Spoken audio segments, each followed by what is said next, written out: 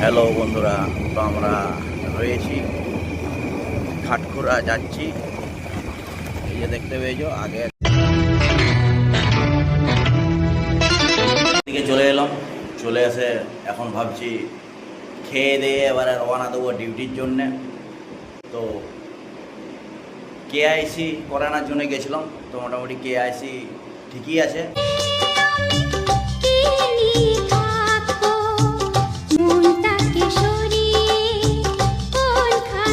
কেন তোমার ছাগল গিলা নিয়ে থাকিবে, আমার তো টেনশন।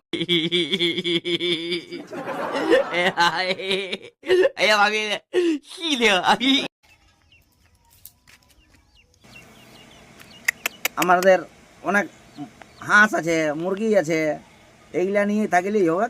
তো সেটা বড় কথা লয়, তবে আমাদের একটা ছাগলের বাচ্চা দিয়েছে, সেটা দেখতেই পাবে। এই দেখো বাচ্চাটা, তোমাদেরকে কিন্তু নিমন্ত্রণ করব বন্ধুরা।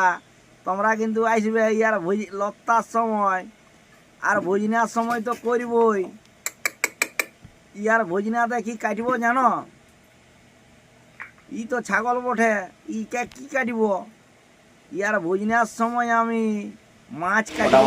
ঘরে আসে ব্যাংক থেকে ঘুরে এই যে ছাগল ভাত ধসাড়ে দিলাম।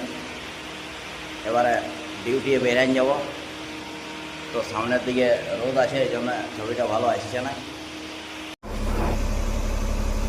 ডিউটির জন্য আমি বেরিয়ে গেছি, দিয়ে আমি গাড়িটায় উঠে নিয়ে খাইছে ঠাকুরকে একটা গড়টা খুলে নিলাম।